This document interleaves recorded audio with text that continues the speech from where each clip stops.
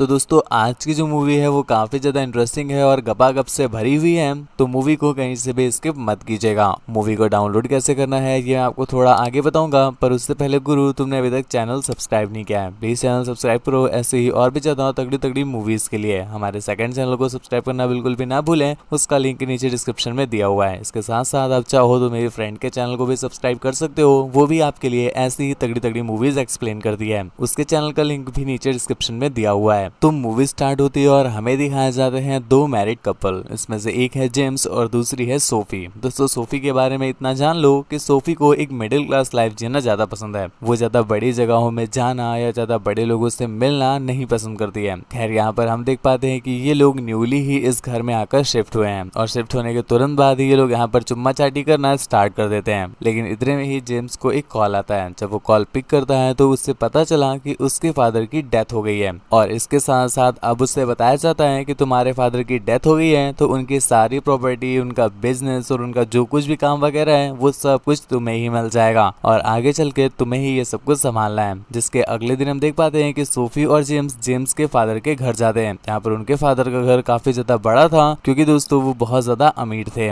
लेकिन सोफी इस घर को देख करके थोड़ा सा अनकंफर्टेबल हो जाती है और वो जेम्स से कहती है कि मैं इतने बड़े घर में नहीं रहना चाहती, बल्कि मुझे तो मेरा छोटा सा ही घर पसंद है। लेकिन जेम्स उसे किसी तरह से कन्विंस करता है कि हमें यहीं पर रहना पड़ेगा क्योंकि ये हमारे फादर का घर है और इसके साथ साथ एक बेनिफिट भी है इस घर में कि ये इतना बड़ा है कि मैं तुम्हें दौड़ा दौड़ा करके ठोक सकता हूँ। अब ठुकाई की बात सुन करके सोफी भी उसे मना नहीं कर पाती और यहाँ पर रहने को डिसाइड कर लेती है। जिसकी अगले ही सुबह जेम्स अपने ऑफिस चला जाता है और यहाँ पर हम देखते हैं सोफी काफी ज्यादा परेशान हो जाती है क्योंकि उसे इस घर में काम करने के लिए कुछ था ही नहीं, क्योंकि इतने सारे मेड लगे हुए थे, जिस पर सोफी को बहुत ज्यादा गुस्सा आता है और वो सभी सर्वेंट्स को उनकी नौकरी से निकाल देती है। और रात में जब जेम्स वापस लौट करके आता है तो उसे अपने घर में कोई भी सर्वेंट नजर नहीं आता, जिस पर वो सोफी से पूछता है तो सोफी उससे बताती है कि उसने सभी सर्वेंट्स को निकाल दिया है क्योंकि वो लोग उसे कुछ काम करने ही नहीं देते थे। ये बात सुन करके जेम्स उसे धर कर आता है और उससे कहता है बावली हो गई है क्या बहन की घोड़ी, इतने बड़े घर में तो अकेले काम कर लेगी क्या। अब भाई साहब सोफी के पास इसका कुछ भी रिप्लाई नहीं था, तो बस एक ही मंत्र है पति को मनाने का,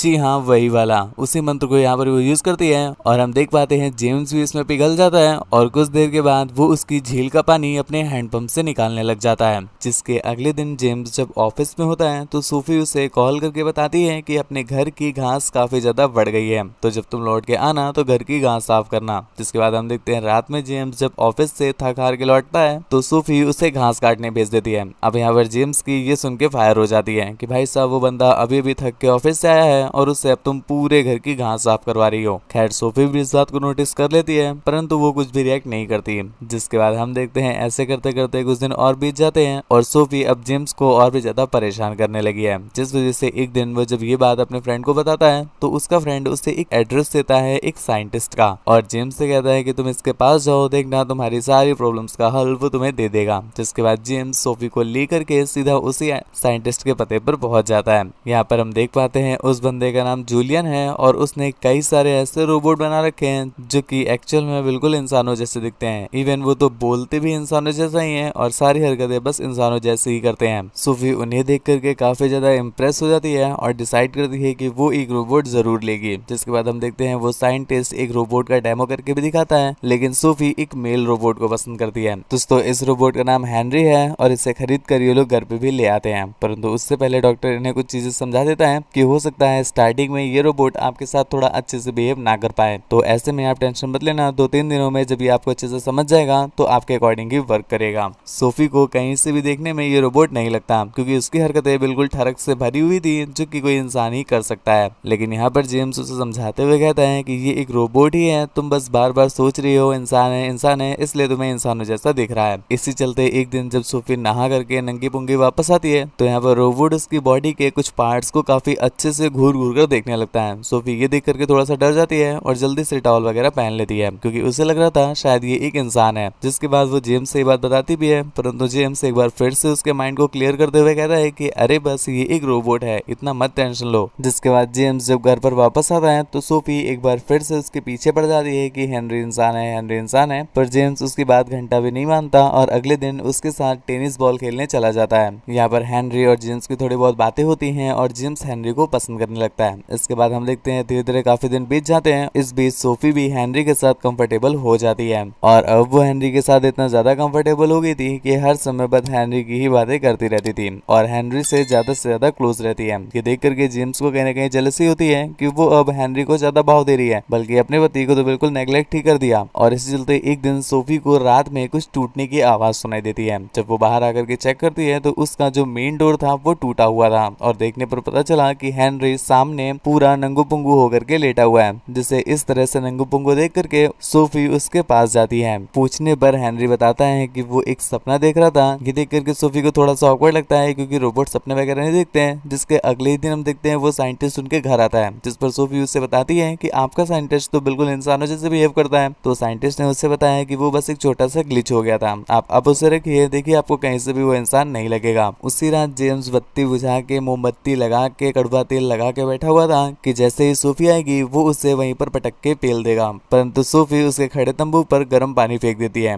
ये बोलकर कि आज मेरा मूड नहीं है बाबू। जिसके बाद जेम्स को भी बिल्कुल मन मार के सोना पड़ जाता है। और इसी चलते एक दिन हम देखते हैं कि सोफी हेनरी से मसाज करवा रही थी, तो यहाँ पर जो उसकी मसाज है वो धीरे धीरे संतरा निचोड़न कार्यक्रम, इसके साथ साथ उंगल प्रक्रिया और लास्ट में घुसड़न कार्यक्रम में बदल जाती है। ये देख करके सोफी काफी हैरान होती है, पर अगले ही पल उसकी आंख खुल गई और पता चला कि वो तो एक बस सपना देख रही थी। पर तभी इतने में ही उसे एक आवाज सुनाई दी। सोफी जब बाहर निकल कर देखती है तो यहाँ पर हेनरी होता है, जो कि उसे देख करके वापस जा रहा था। तो सोफी उससे पूछती है क्या तुमने मुझे नंगू पुंगू देखा था, जिस पर हेनरी से बोलता है कि आप बताओ हाँ बोलूं या ना बोलूं, जो आप कहोगे मैं वही बोल दूंगा। क्योंकि दोस्तों वो एक रोबोट था, तो सोफी जो उससे बोलेगी वो वही बोलेगा ना, तो सोफी समझ जाती है कि इससे पूछने का कोई फायदा नहीं है, तो वो उससे जाने को बोल देती है। और यहाँ पर दूसरी तरफ हम देख पाते हैं जेम्स को, जो कि अब हेनरी की वजह से बहुत ज्यादा परेशान हो गया है, क्योंकि उसकी वाइफ हेनरी के आ जाने के बाद अब उसे ना घंटा टाइम देती है और ना ही देती है। तो वो सीधा साइंटिस्ट के पास जा करके ये सारी बातें बताता है। तो साइंटिस्ट ने उससे कहा कि आप टेंशन मत लीजिए, बस थोड़ा सा टाइम उसे और दीजिए, देखना खुद ही वो ठीक हो जाएगा।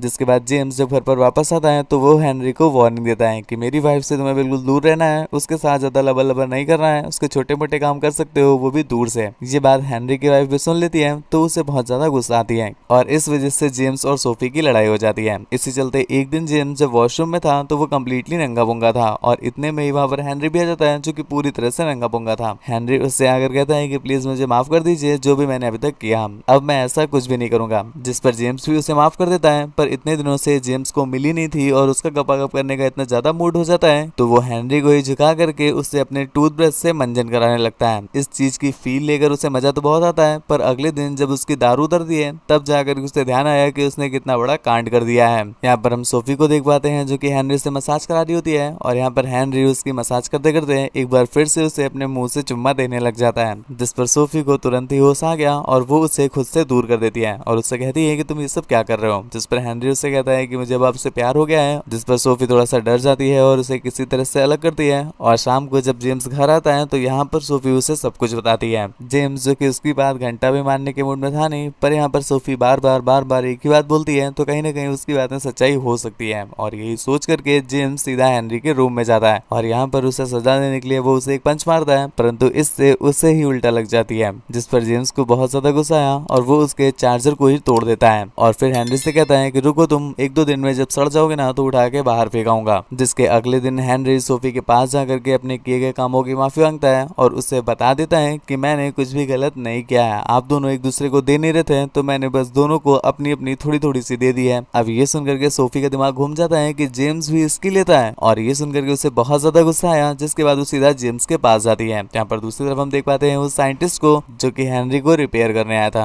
इस पर सोफी उससे कहती है कि इसे रिपेयर कर देना और यहाँ से वो सीधा निकल जाती है जेम्स के पास। यहाँ पर जेम्स के पास जाकर के वो उसे धर कर आती है और उसने हेनरी के साथ गपागप क्यों किया इसका रीजन पूछती है, जिस पर जेम्स ऑलरेडी बहुत ज्यादा शर्मिंदा है अपने कांड को लेकर। और यहाँ पर सोफी उसे धर कर आ भी रही है, तो वो उससे बताता है कि मैं इतना ज्यादा अकेला हो गया था, मुझे तुम दे ही नहीं रही थी, तो मुझे उससे काम चलाना पड़ गया। लेकिन अब इन दोनों ने ही थोड़ी थोड़ी सी गलती की थी, तो ये दोनों ही एक दूसरे को माफ कर देते हैं। और जब ये लोग घर जा रहे थे तब ये देखते हैं कि उस साइंटिस्ट के ऑफिस पर पुलिस आई हुई है और यहाँ पर उन्हें केस को देख करके पता चलता है कि ये साइंटिस्ट एक्चुअल में कोई ह्यूमन रोबोट बनाता ही नहीं था, बल्कि इसके रोबोट तो एक्चुअल में इंसान ही थे। मतलब दोस्तों, हेनरी एक इंसान ही है। और इसी के साथ ये मूवी यहीं पर एंड हो जाती है। दोस्तों, मूवी आपको कैसे लगी है मैं नीचे कमेंट करके जरूर बताना और ऐसी ही और भी ज्यादा इंटरेस्टिंग तगड़ी मूवीज को देखने के लिए हमारे चैनल को सब्सक्राइब करना बिल्कुल भी ना भूलें। मुझसे बात वगैरह करना चाहते हैं, मुझे देखना चाहते हैं तो इंस्टा पर फॉलो करके मैसेज कर सकते हैं। मेरे सेकंड चैनल को प्लीज सब्सक्राइब कर लीजिएगा, मेरी फ्रेंड के चैनल को भी प्लीज सपोर्ट करिएगा। और हाँ, मूवी डाउनलोड कैसे करनी है तो नीचे डिस्क्रिप्शन में जाओ, मेरे टेलीग्राम चैनल का लिंक दिया हुआ है, उसे ज्वाइन कर लो। वहां पर आपको मूवीज के लिंक प्रोवाइड किए जाते हैं और बस आप उन पर एक क्लिक करके ही पूरी की पूरी मूवी डाउनलोड कर पाओगे। तो आज के लिए बस इतना ही। थैंक यू, बाय बाय, दुआओं में याद रखना।